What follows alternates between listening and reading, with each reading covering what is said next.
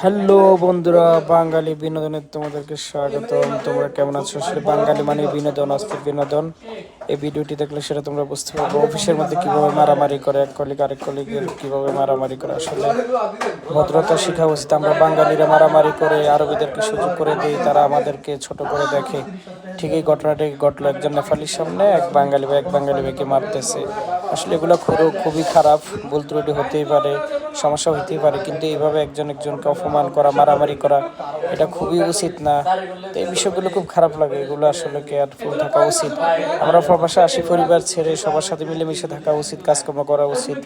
কিন্তু বাঙালিরা একজনকে সাপোর্ট দিচ্ছে না, সঠিকভাবে কাজ করে না, রেসপেক্ট করে না, এই জন্য সমস্যা। এই জন্য বাঙালি মানে আসলে বিনোদনের সেরা। যেখানে থাকি না কেন সেইভাবে আমরা বিশৃঙ্খলা করতে থাকি, এগুলো তো উচিত না। ঠিক আছে, তা আমরা আসলে এগুলা মাথায় রাখতে হবে।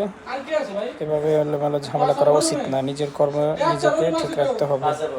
কর্ম ঠিক না রাখলে এইভাবে মানুষের কাছে ছোট হইতে হয়, মানুষ আমাদেরকে খারাপ চোখে দেখে। সবার জন্য দেওয়া ভালোবাসা রইল। কেয়ারফুল থাকা উচিত সবসময়।